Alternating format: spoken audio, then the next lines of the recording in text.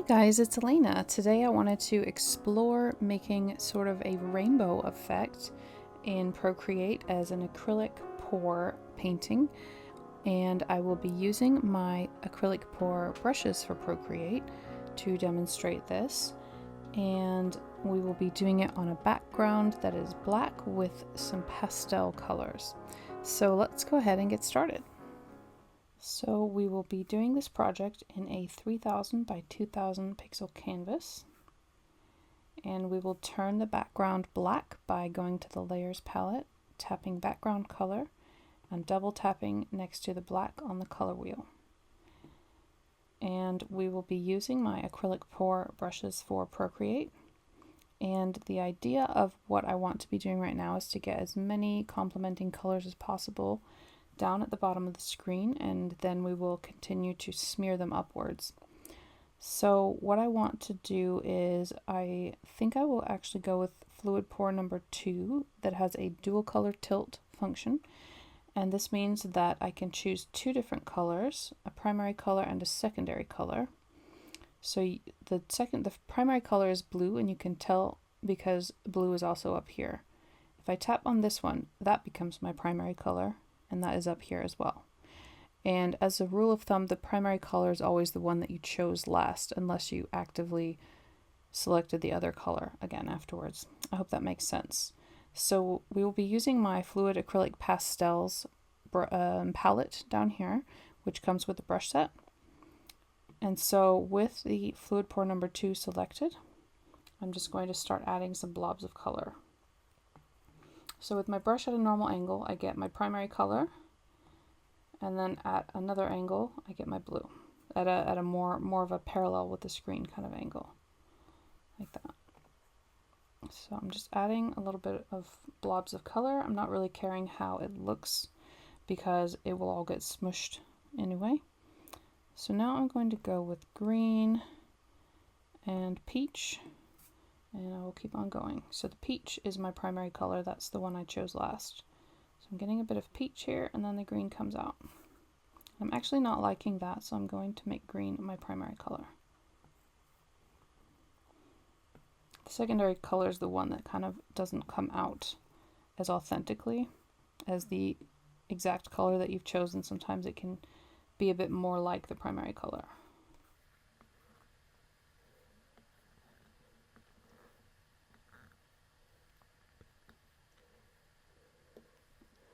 Now let's go with purple and pink.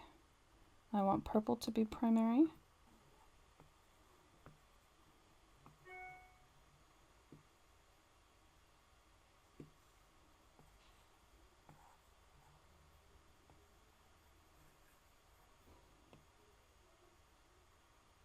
Okay, and I'm not really happy with how the pink is coming out, so I'm just going to choose that as my primary color now.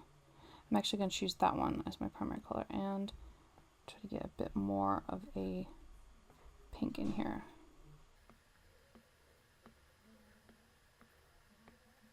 And I feel like the blue is kind of receding underneath of everything else, so I'm going back to the blue and adding some more prominent bright blue into here.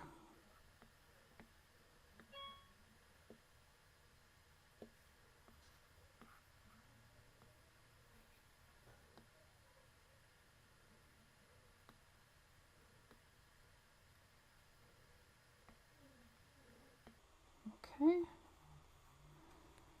and I'll just add a bit more green over here.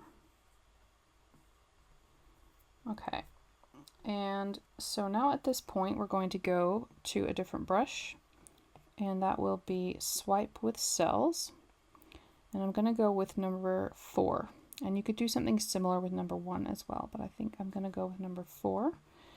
And first we're going to make the brush as big as it can go and just swipe upwards, and we're not going to go off the page, we're just going to leave trails going upwards from this. And we might have to go a couple times in one spot to get as high as almost to the top.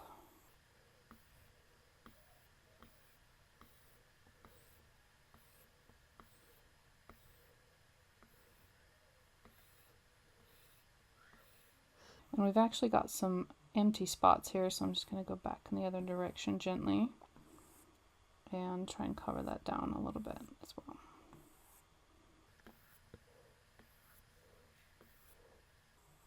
So now what we're going to do is in the opposite direction from the top down. So you can see we've got these black cells here because the background is black and we were going out from the color. Now we're going to go in towards the color so that we have colored cells instead. And you can see these interesting cell patterns kind of starting to appear.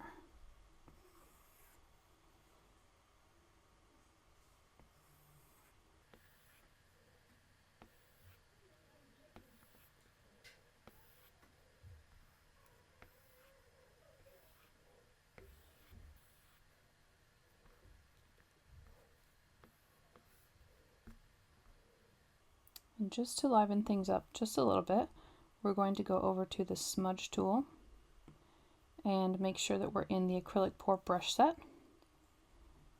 And we'll have a look at the cells here.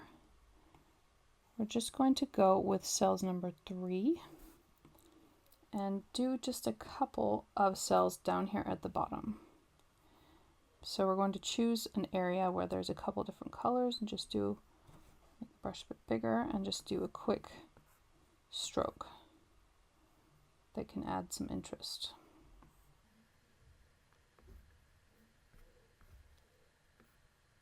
And I'm being careful because I don't really want to take away from how delicate these little cells are at the top. I think that's really interesting. So I don't want to go overboard on this, and I just want to keep most of the delicate texture as it is without going overboard on cells. Okay, I think that is fine. So now to finish off, we're going to go to the liquify tool by going to the magic wand and liquify. And we're going to choose expand, keep the brush, the size of the expand quite small, and we're going to change that depending on what we're doing. And distortion relatively low, and what we're going to do is just put our pen down on some of these dots to make the cells a bit bigger and sort of disrupt what is going on around it. We're not going to do it to every cell, just some of them.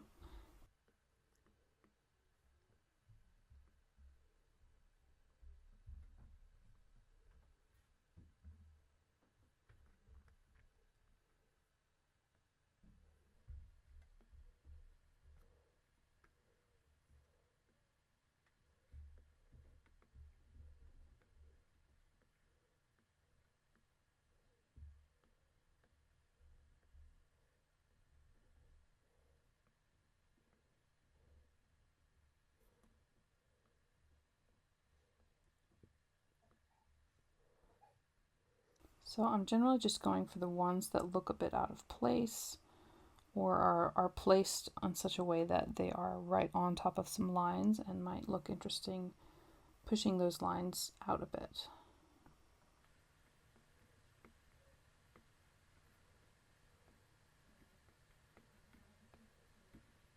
Like how that line goes around it now.